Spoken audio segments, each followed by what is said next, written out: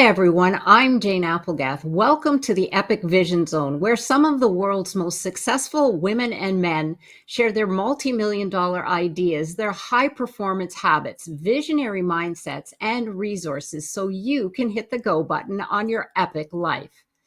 Author and leadership expert Robin Sharma wrote, "Every moment of your life offers the chance to spot mediocrity or the opportunity to rise to mastery." For nearly 3 decades, our guest today, Sherry Stirling Fernandez, has been a speaker, a teacher, a mentor, and now the author of the USA Today and Wall Street Journal bestseller, Life Mastery: Personal Progression Toward an Infinite Potential. Sherry and her husband Ken are a rags to riches story. Against all odds, they found success not just in a single area, but in each of the 8 areas of life mastery: physical, spiritual, relationships, education, motivation, money, lifestyle, and character. The Life Mastery Program is a result of their in-depth study of the principles of success and a lifetime of practicing those principles. What makes Sherry unique in her ability to teach personal development is the years of training and practice she invested in to master the principles she now teaches.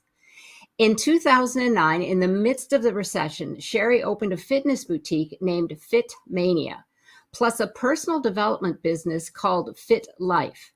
It was from here that emerged Sherry's Life Mastery Training, the Life Mastery Mentoring Program, and Sherry's powerful new bestseller, Life Mastery: Personal Progression Toward an Infinite Potential.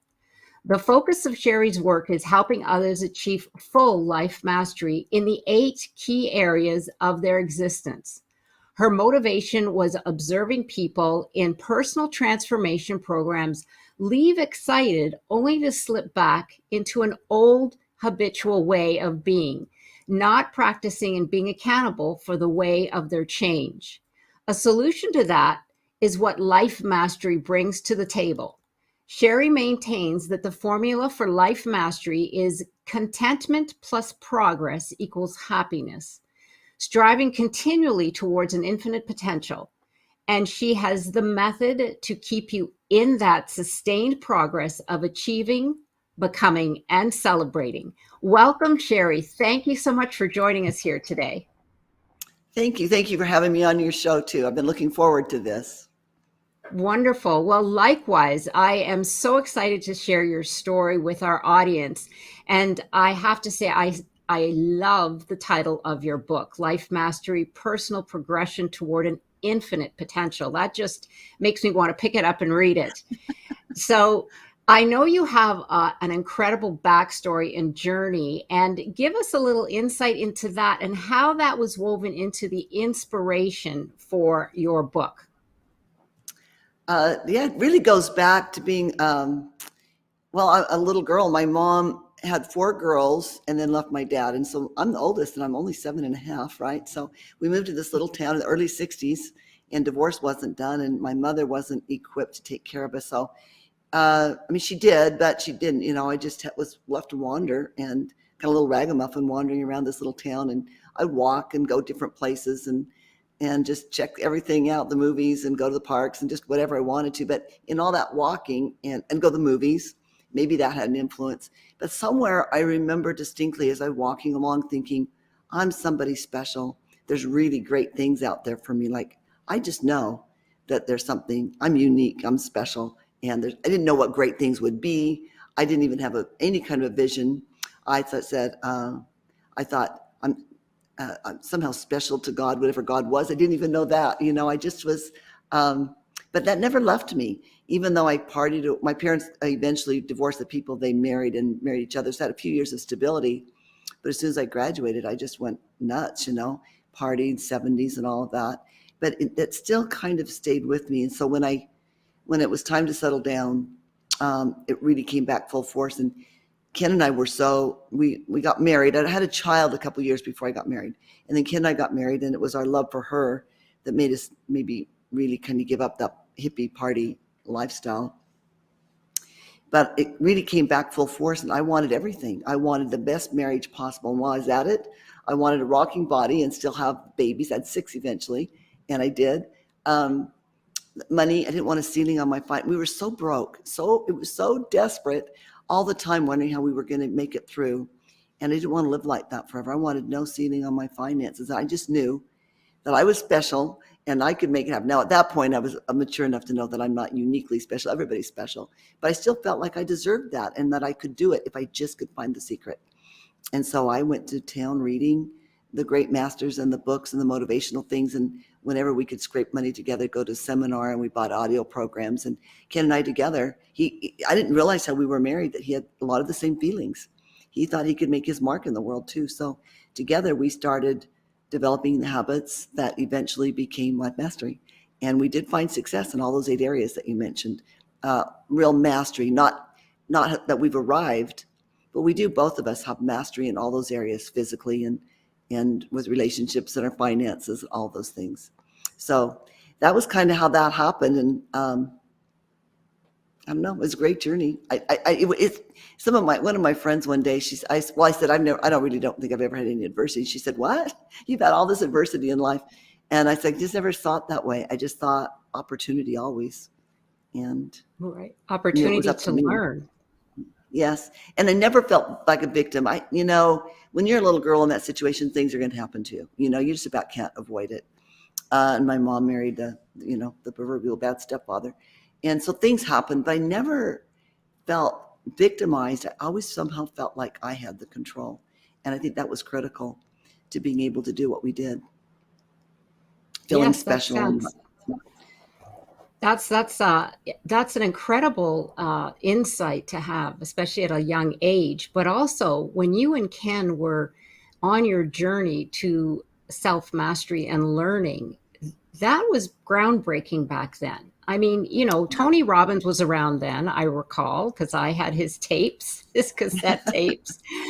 But it wasn't as prevalent as today, and we'll get into that a little later. But that is amazing, because it just goes to show that when you do believe and you dig into these programs and coaching, that it really can change your life. And so this is where we are at Life Mastery. So speaking of that, what makes your program unique from other personal development books or programs? Thank you for asking that question, because I think it's an important one. Like you said, back then there wasn't a lot of options. Mentoring, if there was been available, or coaching even been available, I couldn't have afforded it. Now we have an onslaught of this. People who are reading a book or taking a program or just have a good idea and they want to be a coach, a life coach, or whatever it is. But they haven't done it first. The natural order, I believe, is you learn something, then you practice it till you're good at it, become a master at it, then you teach it to somebody else. And we have a lot of people skipping that second step. And that's one of the things that make me unique. I have lived these principles, found success in them, taught them, and then wrote a book about them. So I've taught to other people and they found success. So I know from my own experience, they're not just a concept to me, they're real. And that's one of the things that I think makes me unique, both in mentoring and in my book. There's a trend right now, you've probably seen it, and it's fine. I read a lot of the books, but somebody has a good idea and they hire a researcher and they write a book in the personal development realm, or self-help, we call it a lot. I didn't hire a researcher. I already knew the principles to be true, and I just had to teach what I knew to be true. But these are people also trying to build a career on that. I didn't have to do that. I didn't need to build a career. I'm plenty busy, and I wasn't looking for a lifelong future in trying to tell other people how to live. I'm just trying to help. Right. So your life was the research, which is very interesting, because when you're involved with individuals or you were writing your book, you could feel and understand what that particular, say, topic that you're covering, where it's meant to take you. and when you're going off track, because you've been there. So it really does Mhm. make a difference. And I could see where that would make your not just your book, but your program so not just unique, but worthy. Because you're right. I personally didn't have any idea that that's what people were doing, because I do follow a lot of individuals, and I know that these individuals like yourself have gone through their experience. So that's really interesting information. But you're right. Using it as a career is completely different. So that makes yours very vital, I think, for individuals who are looking to get deep and to really make it sustainable. So the premise of Life Mastery, what is the basic premise of the program and your book that you call Life Mastery?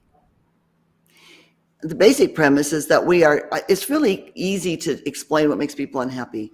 If we're stuck, everybody knows that's unhappy, right? You don't have to go into much depth. When you're feeling stuck, you're not moving forward, it's miserable. It's not a happy place. It can lead to depression and just lack of vitality. It's not a happy place to be. The flip side of that is when we are moving forward towards our potential, which is infinite, then we're happy. And it's not arriving, it's just the little tiny steps that make up the journey towards what we're capable of. That is happiness. So life mastery is having mastery over all the areas of life. Not that we have arrived, but that we have a handle on it. We have a handle on our fitness and our health. We have a handle on our finances. We know we're on the right track. We're doing the right things to get where we want to go, on our relationships, on our education, all of those 8 areas. To have mastery over them is to know that I've got it under control. I've got a program and I'm moving forward.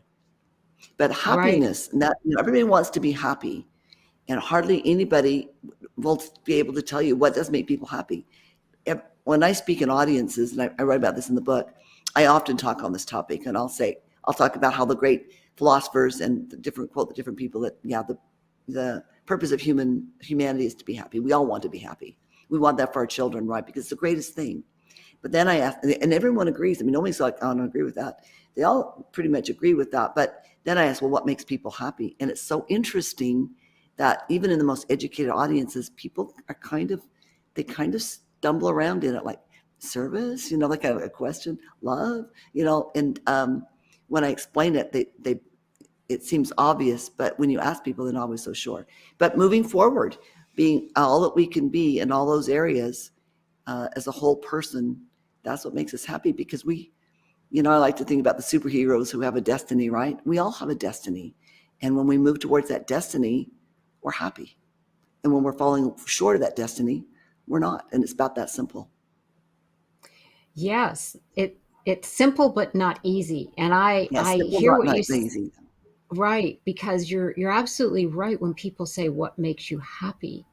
And I think one of the things is, Sherry, is that we go through our life working and raising our families and getting our careers going, and nobody pauses to think, is this resonating with me, or am I happy? Because you've got your obligations, you've got you're looking after your health, et cetera, et cetera. And now, of course, we have even more because the world is moving so fast.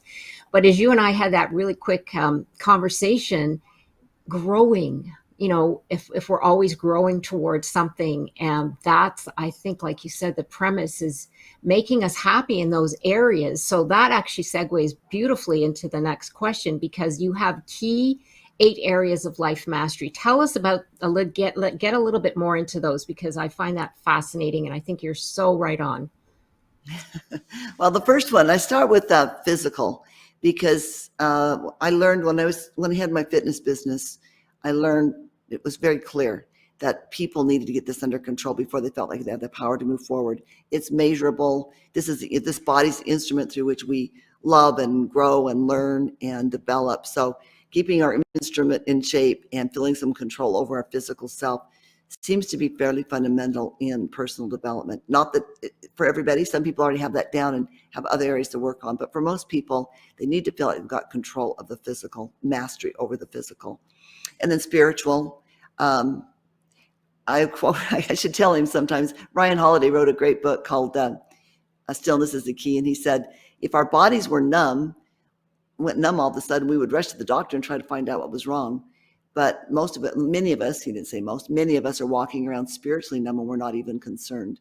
Our spiritual side is an important part of us as a being, and we need to give it attention. And then relationships, of course. Why do we want to live forever? Well, same reason we want to live tomorrow, right? Because we're somebody to love and to be loved. Those relationships is what makes us. I still get up in the morning every day because I've got 6 kids and now 21 grandkids watching how I live. So those relationships are important. And then our education, to educate our mind, is a process, not a degree, right? So to be continually educating ourselves, which requires some open-mindedness too, I might add. Money's important. And the more you've got, the more you can take care of other people, right? And the more opportunities you can provide for yourself and your family. So money is important. Our vocation, you and I talked about this before. You're doing podcasts, you're still doing things, I'm doing things, whatever it is that we do that gives back during the day, whether it's charity work or we're working for a living or we're on a mission, I think like you and I are, that's our vocation. And so we want to give attention to that and educate ourselves in that. And then lifestyle, you don't want to miss the journey and make sure that we're enjoying our life. Our home feels pleasant. We have hobbies, friends, activities, things that build a lifestyle. And then character I added later. I did 7 areas for forever. And then I always felt like there's something missing. Like, how do we do all these things and make sure that we don't give a part of ourselves away, or we don't cheat a little? When you want something so bad, it's so easy to cut corners. Or where do we put development for, I want to have cleaner language, or I want to be a person of more honesty, those kind of goals. So character, I added character, which I'm actually very happy about. So that's 8. Well, yes, that's fantastic. I love what you said about education. That just stuck with me, that it is a process. I think you said process, not a degree. Mm-hmm. I thought that was process, brilliant. not a degree. Yes. I loved it all. I mean, I agree with you wholeheartedly about physical, because I'm just fortunate. I've always been into sports. Even when I was young, I was in competitions, but now yoga is my go-to. And I do it every day. I've got a certification to be an instructor. But you're right. It just, when your body's alive, you feel alive. And it just gets, for me, it gets everything going. It's like, hello world. It's like, it wakes you up. I mean, it doesn't have to be jogging or doing a marathon or anything like that. It's just something, like they say, moving the energy. It's time to move the energy, right? Yeah. One of my favorite sayings too is that movement cures. But I'll tell you something that interesting to me when I was at FitMania. People we'd get them. We had a great program. We got such good results. It was just a marvelous program, healthy. I could afford to do it the way I knew to be true, and I did. It means I didn't make a lot of money, but I did make a lot of difference. But I'd have people that would, after the program, while they're working out regularly, they quit eating sugar. We weren't putting people on diets. They were eating plenty, but they weren't eating sugar and flour and those kind of things. So, and then they would come in and talk. They stop by my office and they talk to me. They say, now if I miss a workout or I miss a few workouts or I eat sugar, I just don't feel very good. So you always felt like that. You just weren't aware of it. If we're not moving, we're eating bad food, we aren't at our best. But so many people are doing that as a way of life. Donuts and coffee for breakfast, not getting the workout in. They're not even aware that they're not working to full capacity. You're absolutely right, because they don't know the difference.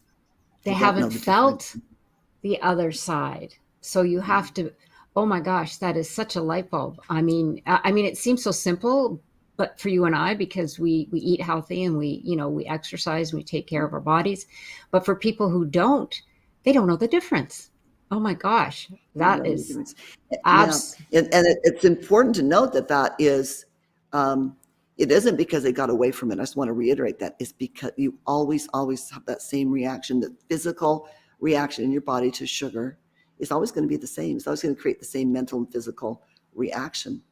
But we become accustomed to things. We consume so much more sugar than our bodies are capable of processing, that there's got to be, it's going to come out in illness, disease, lack of energy, lack of vitality, minimally. Right. It's a problem. You see, that's a problem. I agree 100%.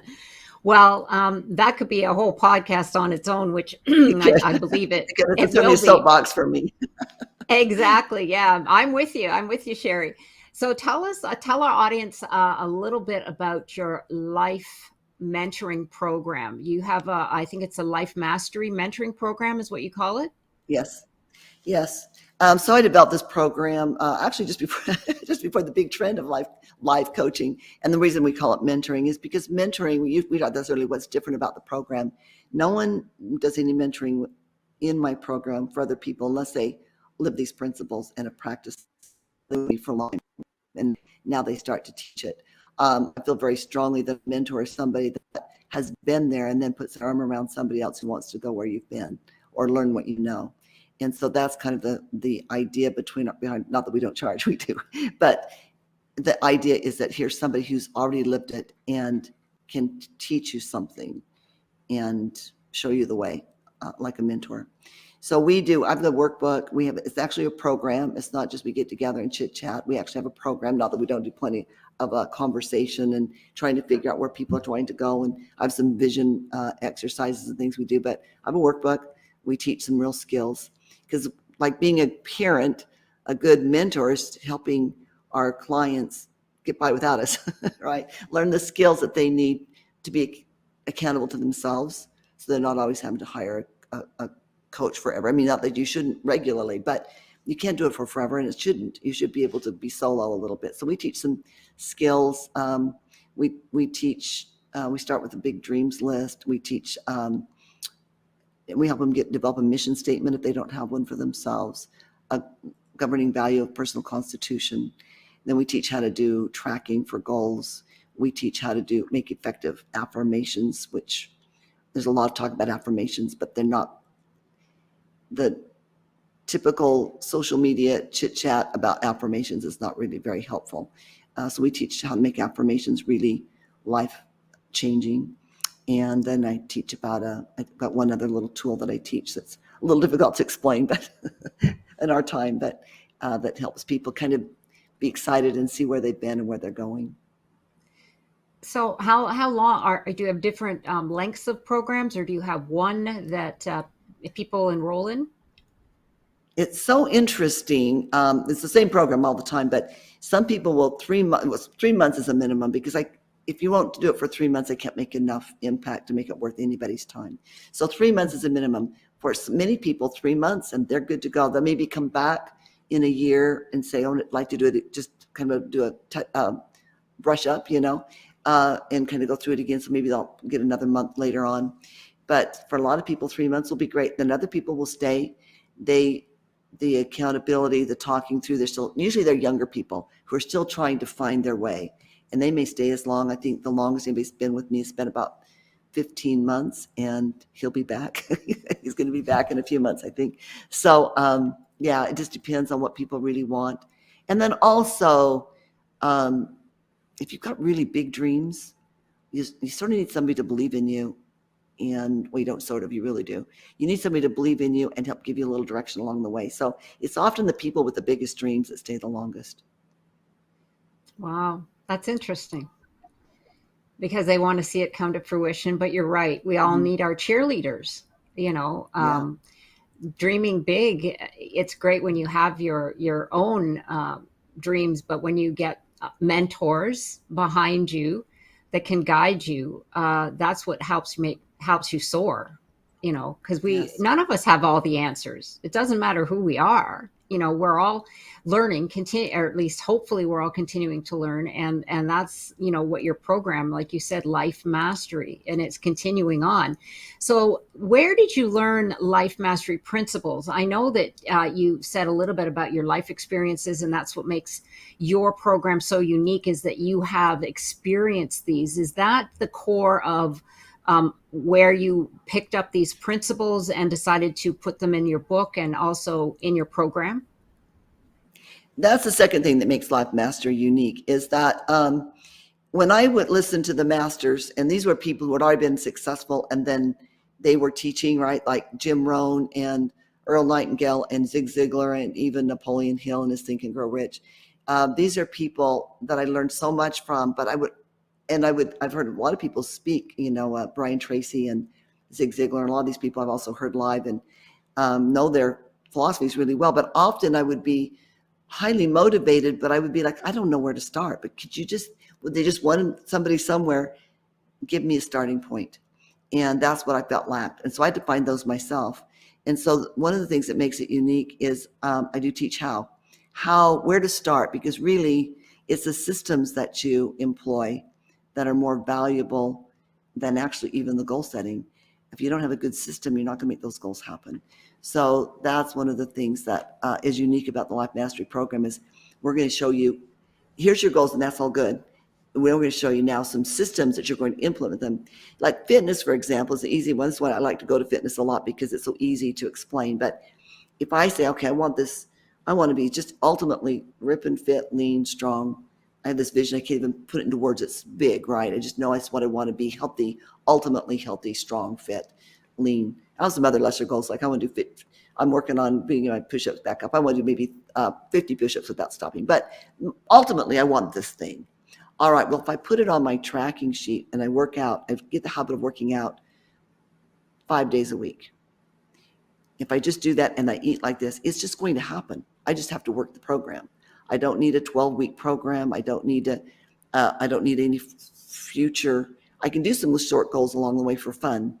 But if I put that in motion and I just work it forever, I am forever going to be fit, right? I'm always going to be refining and improving and doing a little more. But once that habit is ingrained, it's a done deal.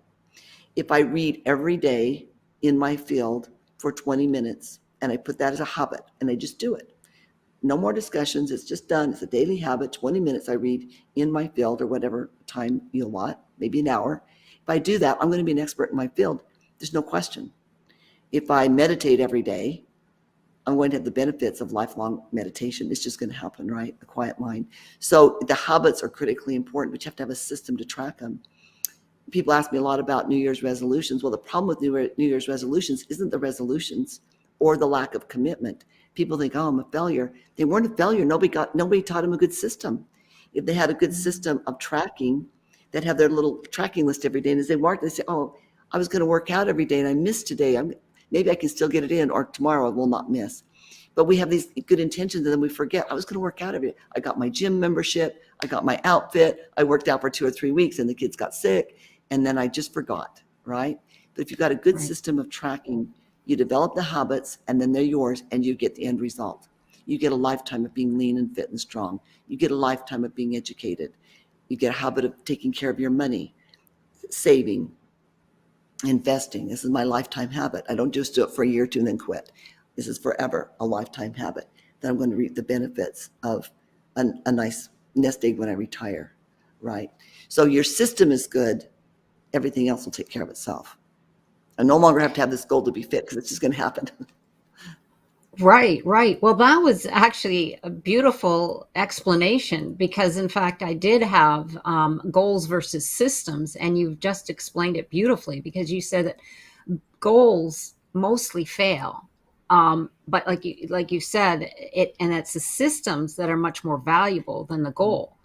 Because as you were explaining with the New Year's resolution, your goal is X. But if you don't put that system in place, that then builds the habit, the goal doesn't come to fruition. Correct? Right. And very few people teach systems. Atomic Habits came out a while back. It resonated with me because I teach systems. I thought it was, it was good principles, a little long. It was kind of beat it to death. But yeah, it's systems is what, if I get a chance to speak, I get to pick my own topic nowadays. It will be that systems are more important than goals. I spoke to a large realtor group a while back, and that was my topic. And it takes people by surprise, but because we talk about goals, but a goal without a system is just really a wish. They say if you don't write it down, it's a wish. Well, even if you write it down, you don't have a system, it's still a wish if you don't have a way to implement it. You're absolutely right. That the light bulb, because when you talked about real estate, you say my goal is to sell X or make X number of dollars, so that means selling or buying X number of houses. But you have to put a system in place to get to that goal.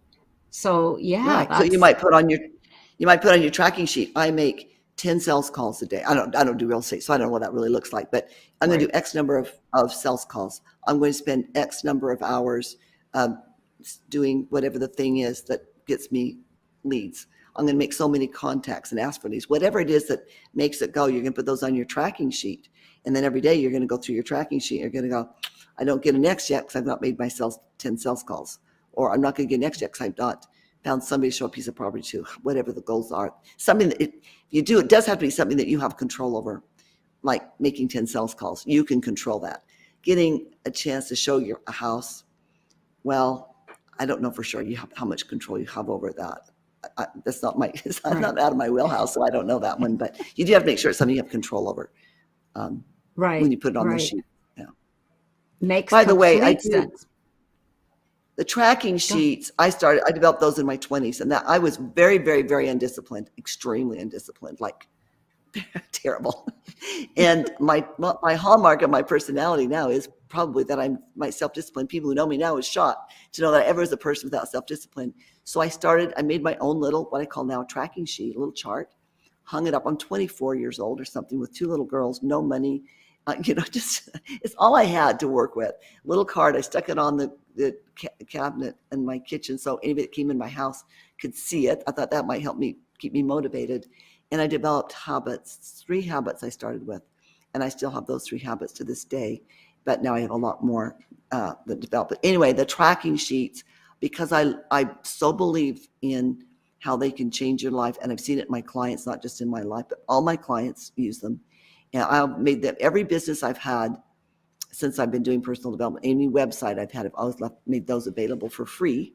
And they are available on lifemasteryinfo.com. So if you'd like to try a tracking sheet, there's instructions. You don't even have to buy the book, although you should buy the book. But if you don't buy the book, you can still get a tracking sheet for free on the website. And wonderful. Oh, I'm so glad you mentioned that. We'll put all that information on your bio that you can find on the Epic Vision Zone, because yes, the book is so valuable. But a place to start would be these tracking sheets. So I have a question for you, a personal question. If you've got these tracking sheets, and let's say you fail to do it, do you feel stressed at all? Like you're putting all this pressure on yourself? Do you ever get anybody ask you that? Like, oh my gosh, I've had a horrible week, Sherry, and my tracking sheet, I've gotten so far behind, and now I'm just even more stressed because of all the stuff that's going on. Does anybody ever give you that? I mean, I could see that happening, especially these days. Yeah. Well, I'm the queen of tracking, and so that can happen. You should put some stress on you, because what's happening when we feel stressed is we've let our personal habits go, and that will really add the stress. So when you mark, and you mark with a check if you get the thing done. If you didn't get it done, you get a blank spot. If it wasn't required that day, like maybe you're only going to work out 5 days a week, so 2 days a week, work out Saturday, Sunday, say. So on Saturday, Sunday, you get that blank spot is really, it's really motivating. Like nobody wants a blank spot on their tracking sheet. We hate those, right? When I have a client that comes in, they have maybe a few fails in a week. I'll say to them, how did that fit? And everybody does. I mean, everybody's going to have weeks like that when I'm first working with them. I'll ask, how does that feel? Did you get more done on those days that you didn't do it? Say maybe they were going to work out. Well, how'd you feel about not working out? I didn't feel that good. Did you get more done? Not really. And that helps them realize that there's some things that have got to be non-negotiable in our own personal development. You've got to decide what those things are. For me, there's some things that are going to happen every day, no matter what. There's a few things that if the day's bad enough, I can regroup. I'll make my workout up on Saturday, and obviously there's going to be some days in life where nothing's going to happen. There's a disaster, but those are really very few and far between. Usually they're perceived. We're busy putting out fires. When you're busy putting out fires and taking care of all these little things, and you don't do your own personal development, you're never further ahead. You're just frustrated, and we end up resenting. It actually adds stress. So you have to decide. When I travel, there's some things that I don't do and some things that are non-negotiable I always do. And you have to decide for yourself what the parameters are, and then be true to your own plan. And I don't tell people this is the thing that should be non-negotiable. For me, I do some kind of spiritual devotional every day. It might be shorter on a vacation. It might be 5 minutes on a vacation, but something every day. Um, I work out almost always, if at all possible. I work out. Those are just, it's kind of a non-negotiable thing for me. But I do travel a lot, and sometimes there's no place to go and no way to do it. I'm on airplanes all day. So if at all possible, I get a workout in. So you have to decide for yourself what's non-negotiable. But I promise you the stress is greater when you let yourself down by not Yes, doing the things that you've committed to. absolutely. I could see that. And that's You like you probably do that said, with the yoga. stress. I bet if you miss yoga, I mean, you don't feel good about it. I would guess. I don't. I don't. Yeah. I feel I can feel my body getting like crampy and stuck energy, as they call it. It's like I have to move, because that's just my body is so accustomed to that now. It's like its cup of coffee is my yoga. Yes. I have to have it. That's a So good at way the to end put of it, the actually. day, you're not like, oh, I'm so glad I didn't do yoga if you miss it, right? You Oh, don't ever oh feel like no. that. And I learned that pretty early on. I did not feel farther ahead. I get no more done. And if I'm going to miss something, I'd rather miss getting the laundry done than getting my Yeah, workout in, right?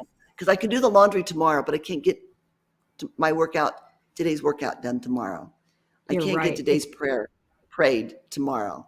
So the Yeah. things that I can't do tomorrow have to be done today. And that's all of our personal development thing. And every successful person that I've studied or known personally hold that personal development time in violet. No, nothing interferes with those things. Nobody. And then they're better mothers, better fathers, better business owners, better human beings because they took their care of themselves first. Put your life mastery in perspective. Where does it stand? Yeah, Yeah. that's what resonated with me. Absolutely. I love it. So, moving on, what words of advice would you give someone who wants to write a book or start a coaching business? Well, live it first. Try to be go out. I visited with a little gal the other day, and she said, what do you really want to do in life?" She said, "Well, I want to be I want to be a speaker. I want to be a coach. I want to be a mentor." Well, her life right now is she can't even make a living, and she's got all these little children. And I suggested she go be successful first, and then she'll have something to say. And so I would start with that. But if you've already done that part, then just do it. I'm not an author per se. I haven't written a book, but I just had something to say. If you feel like you have something valuable to say, just do it and then don't look back. If you feel like you're on solid ground and you want to do it, life is short, no regrets. If you look ahead and say, I'll regret it if I don't do this 5 years from now, then just do it. I think you can live life without regrets if you're aware of what you're going to regret if you don't do it. That's a really good question too. If I want to start a program, I want to write a book. Okay, in 5 years from now, if I don't do it, how will I feel about it in 10 years? Mm, How will I feel if yeah. I don't do it? Yeah, that is that. Yeah, exactly. And like you said, you do want the experience and to live it, but practice is also very good. So, Mm-hmm. to Yes. get, like you said, if there's a message that you want to share or something that you want to get out there, uh, get on a somehow, get some audiences going and see how it resonates, or just, it's like we didn't learn come out of the womb walking. We had to practice, and it's the same with No. everything. So, yeah, I think Yeah. that's great Please don't advice. teach anything that you don't know to be true. But everybody knows some things. Everybody's an expert. If you aren't good, you can be an expert fairly quickly. Be an expert in something and just teach what you do know. You don't have to Yeah. try to impress people. Teach things that you don't really know. You can learn that later. And it's interesting. One of the interesting experiences I've had with Life Mastery is I knew there'd be some things I wish I'd included. And when I got finished with the book, and that didn't really happen that much. And I thought, well, I was sure I was on solid ground with my principal. I was very careful not to teach anything I didn't know for myself. But doing these interviews, I think this is my 70th interview, by the way, Jane, in 4 months. Oh, wow. I think this is number 70. I've just found that what I've been teaching to be more and more and more true. I'm understanding it deeper and deeper and deeper, and it's true. And that's the experience you want to have. You don't want to have an experience where a couple of years down the road, you're like, oh man, I was teaching that thing and I was so off base. I would hate that feeling. Or so out of my element. It's I was so like, out of my yeah. element, I was over my head. Yeah, that's so true. I agree with you. So speaking of your book, you have a pine cone on the cover. Tell us a little bit about why there's a pine cone on the cover.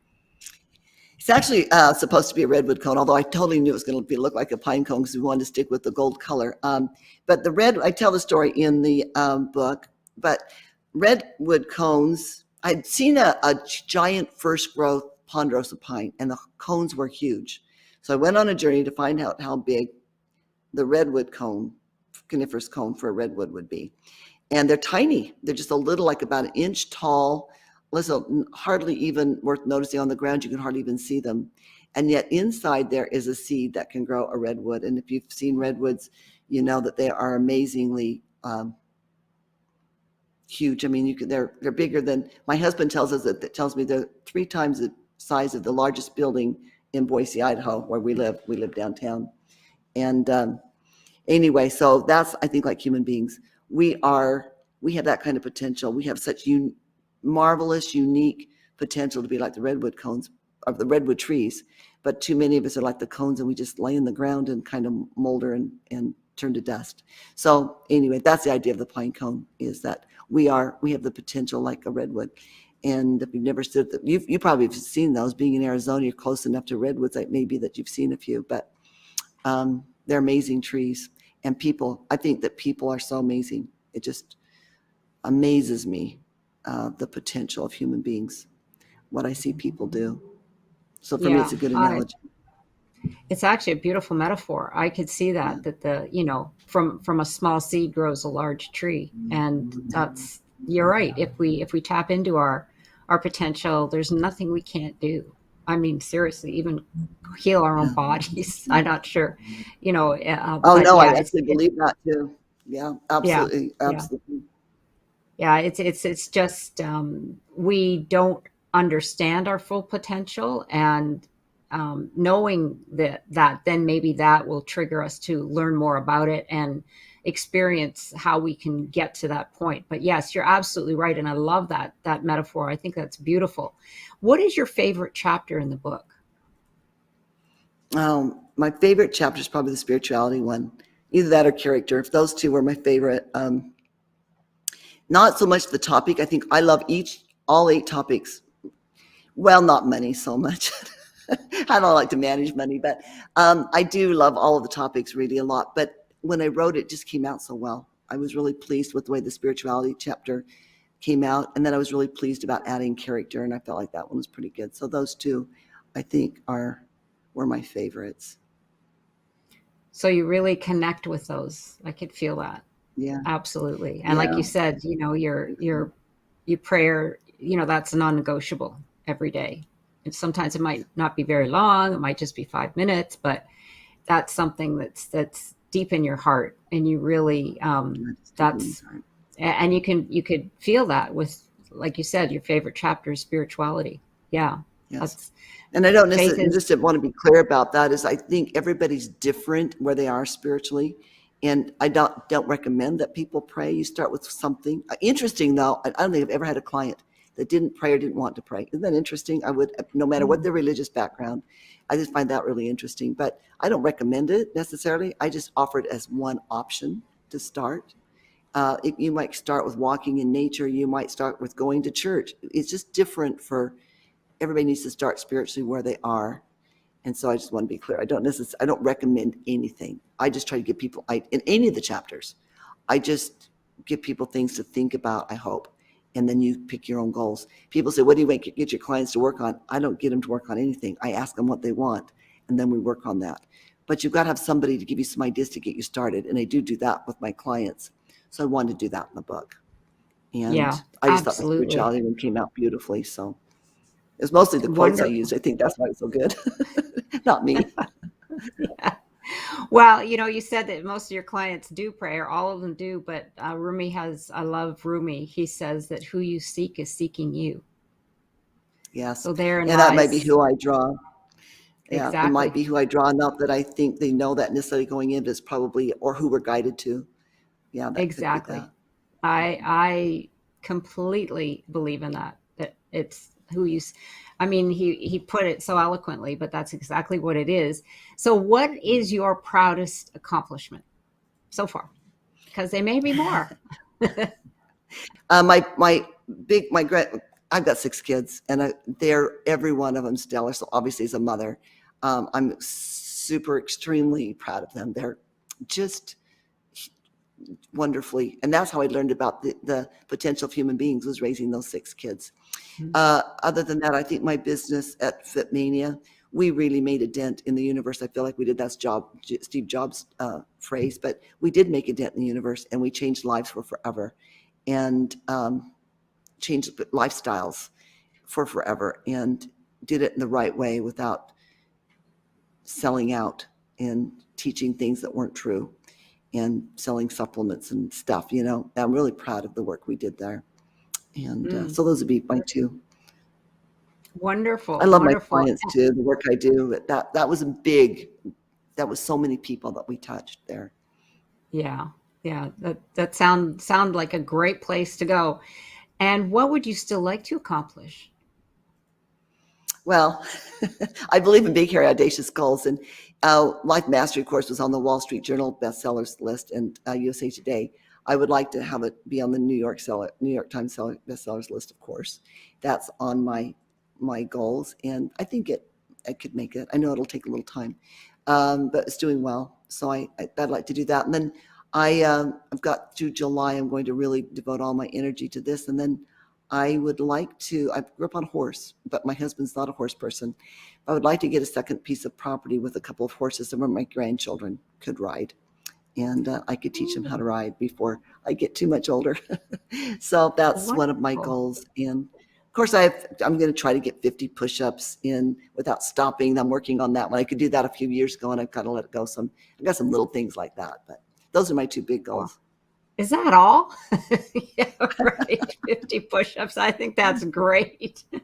Oh my gosh. And the horses, yeah, that would be so beautiful. Oh my gosh. Talk about the memories that, they carry that. And horses are so intuitive. They have like a sixth sense. I know they use them a lot in therapy, for children. But I have one last question because you are a guest here on the Epic Vision Zone. If your life were an epic story, what would the title be?